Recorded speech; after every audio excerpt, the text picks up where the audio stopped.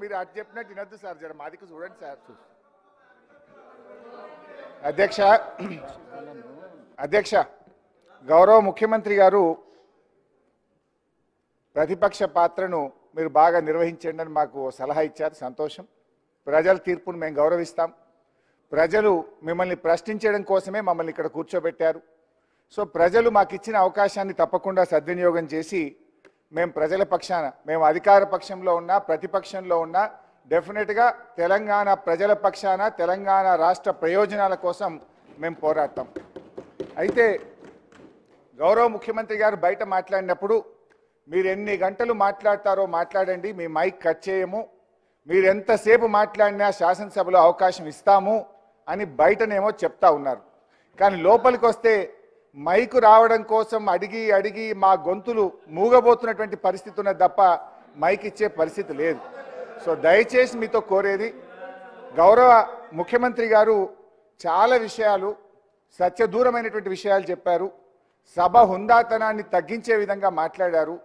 నేను ఆ విషయాలను రెక్టిఫై చేయాలి, సభ రికార్డ్స్ను దాన్ని కరెక్షన్ చేయడం కోసం నేను మాట్లాడే ప్రయత్నం చేస్తూ ఉన్నా. ఇకపోతే అధ్యక్ష ముఖ్యమంత్రి గారికి కూడా నా సూచన ఏంటంటే, వారు మాట అన్నారు, నాకు ఇంత గొప్ప అవకాశం వచ్చింది చిన్న వయసులో. ఎస్, మీరు వ్యంగ్యం తగ్గించుకోండి, వ్యవహారం మీద దృష్టి పెట్టండి. మీ మాటల్లో వ్యంగ్యం ఎక్కువైంది, వ్యవహారం తక్కువైంది. ఇలా మీరు ఒక ముఖ్యమంత్రిగా ఈ రాష్ట్రాన్ని బాగు చేయడం కోసం చక్కగా మాట్లాడితే తప్పకుండా మేము సహకరించడానికి సిద్ధంగా ఉన్నాం.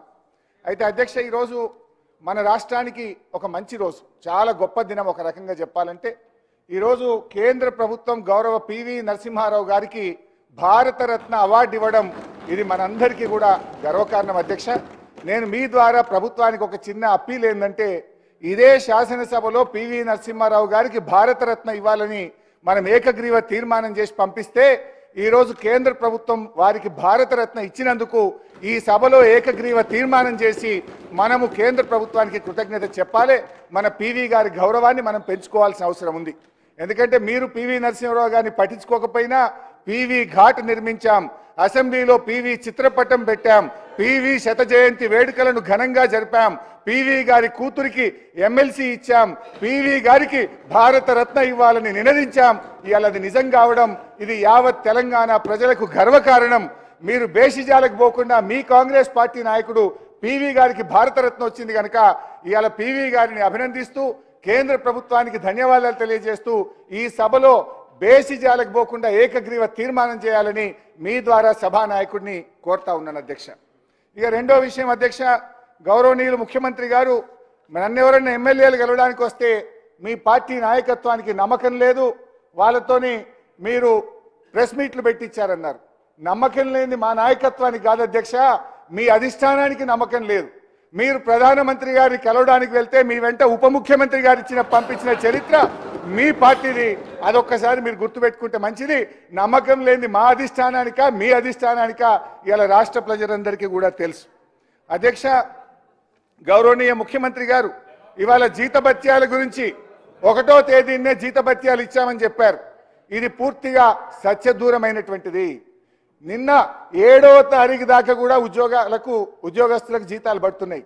ఇవాళ ఉదయం నా దగ్గరికి కాంట్రాక్ట్ లెక్చరర్లు వచ్చి అన్నా 2 నెలలైంది జీతాలు రాలేదు, అసెంబ్లీలో మాట్లాడండి అని ఈరోజు ఉదయం కాంట్రాక్ట్ లెక్చరర్లు నా దగ్గరికి వచ్చారు.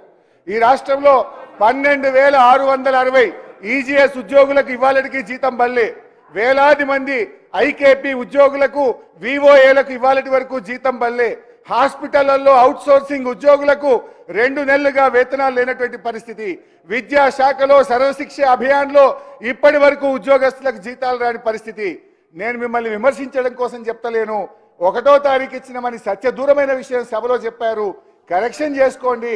మీరు 1వ తారీఖు ఇవ్వలేదు, 6, 7వ తారీఖు దాకా ఇచ్చారు. ఇంకా రానటువంటి వాళ్ళు కూడా చాలా మంది ఉద్యోగస్తులు ఈ రాష్ట్రంలో ఉన్నారు, వాళ్ళకు వెంటనే జీతాలు ఇవ్వండి అని మీ ద్వారా గౌరవ ముఖ్యమంత్రి గారిని కోరుతా ఉన్నా. అధ్యక్ష పెన్షన్ల గురించి గౌరవ ముఖ్యమంత్రి గారు మాట్లాడారు.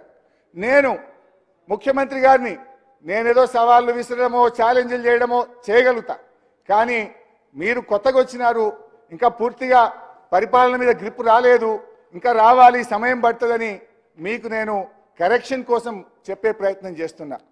జనవరి నెలలో గౌరవ హరీష్ రావు గారు మీ పేరు తీసుకొని ఏదైతే మాట్లాడిండో ఆ విషయాన్ని పేరు తీసుకొనే చెప్పిండ్రు. మీరు ఆర్థిక మంత్రి అని నా పేరు తీసుకొనే చెప్పింది కనుక చెప్తున్నా. ఎస్, వారు జనవరి నెలలో వృద్ధులకు వితంతువులకు ఆసరా పెన్షన్ ఇవ్వలేదు. ఆ నెల పెన్షన్ వినండి జనవరి నెల పెన్షన్ ఫిబ్రవరి 1వ తారీఖు 2వ తారీఖు నుంచి స్టార్ట్ చేసిండ్రు. అది ఫిబ్రవరి పెన్షనా జనవరి పెన్షనా? జనవరి నెల మొత్తములో ఆసరా పెన్షన్ ఈ రాష్ట్ర ప్రజలకు అందలేదు. జనవరి నెలలో ఇవ్వాల్సింది ఫిబ్రవరి 1వ తారీఖు నుంచి స్టార్ట్ అయింది. మరి అట్లా అనుకుంటే ఈ ఫిబ్రవరిలో జనవరిది ఫిబ్రవరిది 2 కలిపి ఇస్తే అది కరెక్ట్ అవుతుంది. కానీ మీరు గొప్పగా ఏం చెప్తున్నారు? 1వ తారీఖే ఆసరా పెన్షన్ ఇచ్చినామని గొప్పగా చెప్పుకునే ప్రయత్నం చేసి పప్పులో కాలేసిండ్రు. అది ఫిబ్రవరి కాదు, జనవరి నెలలో ఎగ్గొట్టిందని ఫిబ్రవరి 1 స్టార్ట్ చేసిండ్రు. I request the CM to stand correction. అధ్యక్ష, ఇకపోతే రైతు బంధు విషయంలో కూడా గౌరవ ముఖ్యమంత్రి గారు మాట్లాడారు. రైతు బంధు విషయంలో వారు కొన్ని సంవత్సరాలది ఉటంకించే ప్రయత్నం చేసినారు. రైతు బంధులో వారు చెప్పిన దాంట్లో కొంతవరకు సత్యం, కొంతనేమో సత్య దూరం. ఏంటి? మేము చిన్న రైతులకు 7,500 కోట్లు రైతు బంధు వేయాల్సి ఉంటే దాదాపు 6,000 కోట్లు మొదటి నెల రోజుల్లోనే ఇచ్చాం. ఏదైనా చివరి 200, 300, 500 కోట్లుంటే ఆలస్యం జరిగి ఉండొచ్చు. కానీ మీ హయాంలో ఇచ్చింది 200, 300 మొదలు ఇవ్వాల్సింది చాలా ఎక్కువ ఉన్నది అనేటువంటి విషయాన్ని మీ ద్వారా గౌరవ ముఖ్యమంత్రి గారి దృష్టికి తెస్తా ఉన్నాం. అధ్యక్ష మీరు మాట్లాడొద్దంటే కూర్చుంటాం అక్క. అధ్యక్ష, ముఖ్యమంత్రి గారు ప్రతిసారి నా మీద ఓ అగ్గిపెట్ట ముచ్చట తీసుకొస్తారు.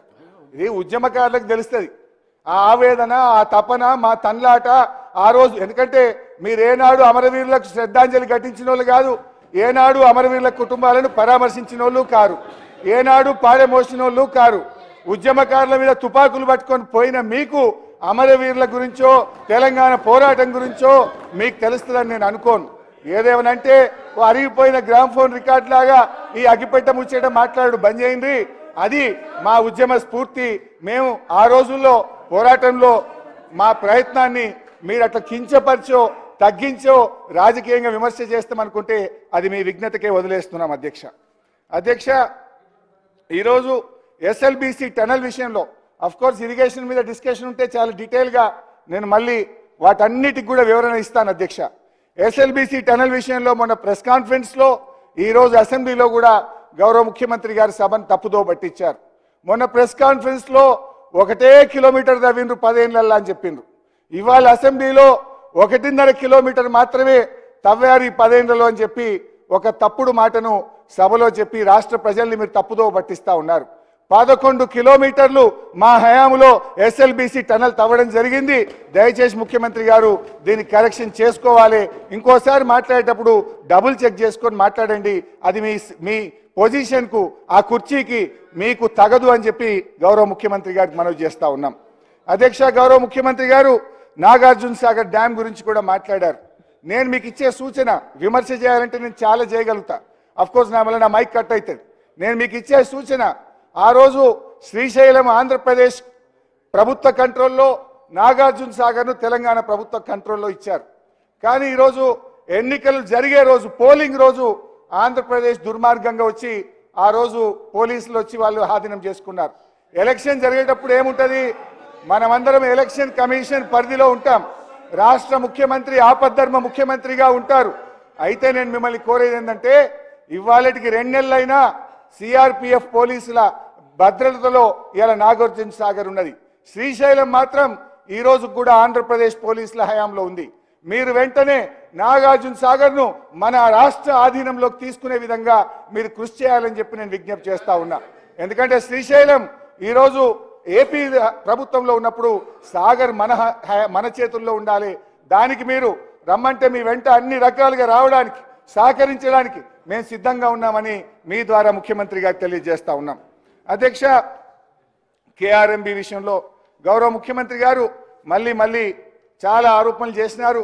నాకు క్లారిఫికేషన్ సమయం లేదు. కానీ ఇవాళ నేను అడిగేది ఒక్కటే, కేఆర్ఎంబిని అప్పచెప్పింది ఎవరు? మీరు కాదా మినిట్స్ చదివి వినిపించమంటారా?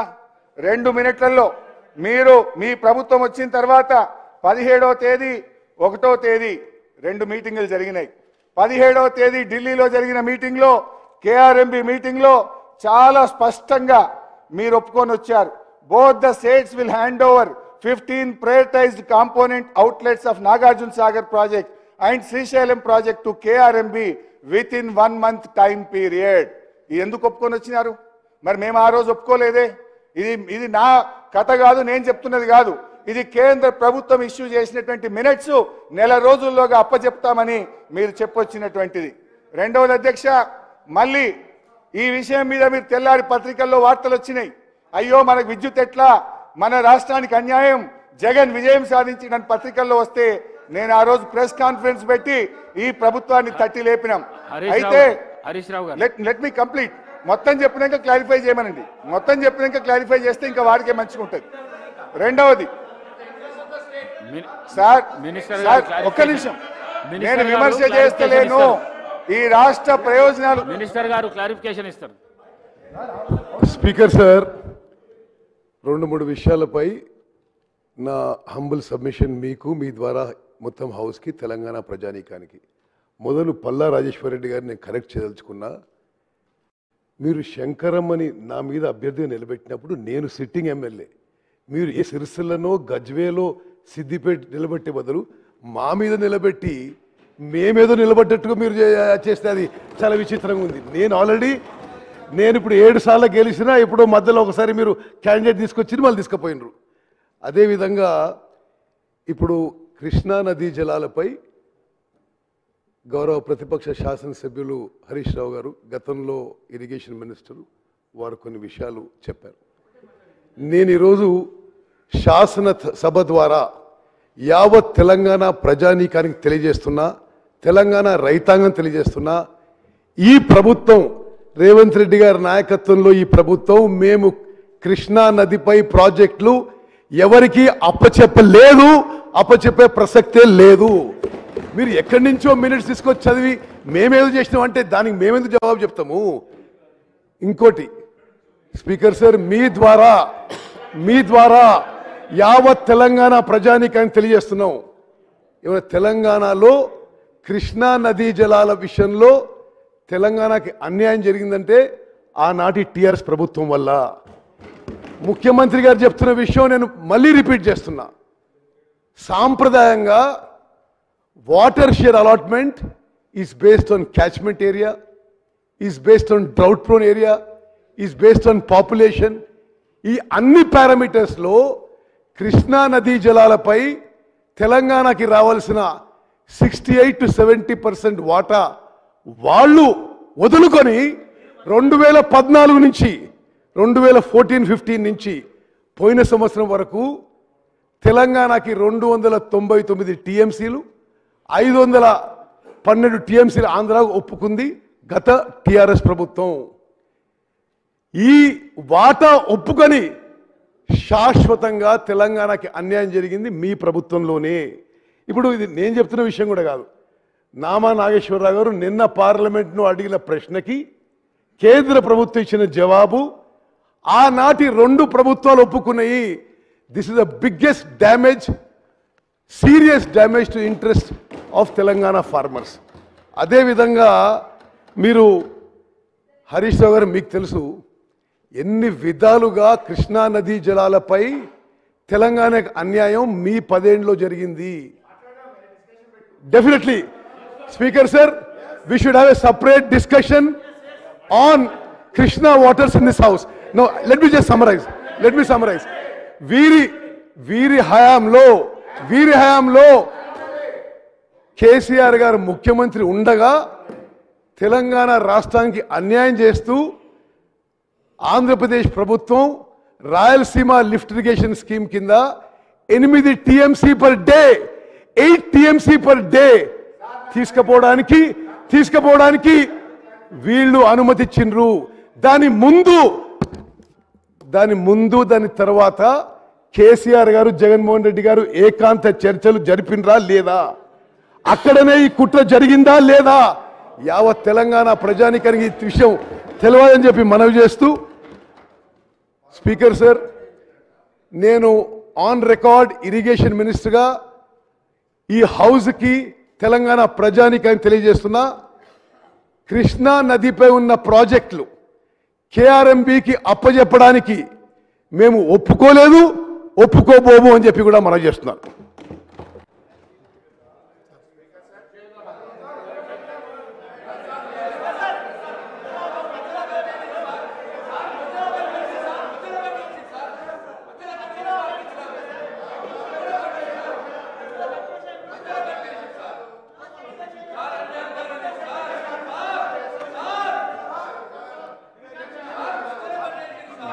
వన్ మినిట్లో కంప్లీట్ చేయండి.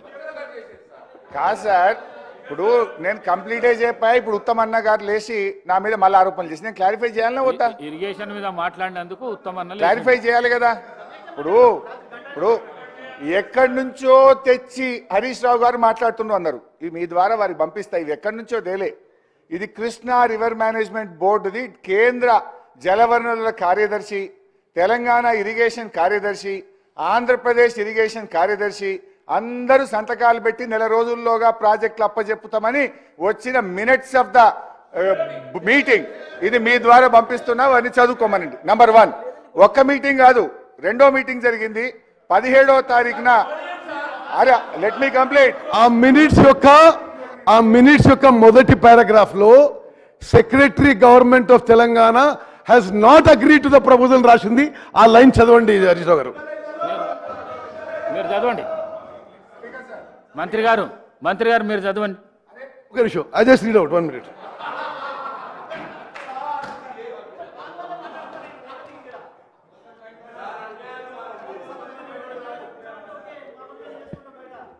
ఇదే మినిస్టర్ చదువుతున్నాను. The secretary irrigation government of Telangana status quo as on 28/12/2023 on Nagarjuna Sagar may be maintained. మేము స్టేటస్ కో మెయింటైన్ చేయి, మీరు చెప్పే మినిస్టర్ చదవండి. మీరు status quo may be maintain. 1 minute. He further highlighted the various issues including sharing of water between Andhra Pradesh and Telangana and stated that Telangana is continuously demanding water sharing in equal ratio. He further added that water regulation issues may be brought before the Apex Council. అంటే మేము ఒప్పుకోలేదు, మరి ఈ issues ఇంకా అన్రిజాల్వ్ ఉన్నాయని చెప్పి చెప్పడం జరిగింది.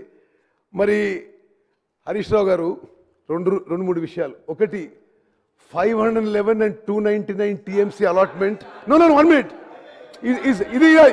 Is permanent damage to interest of Telangana. No, it is.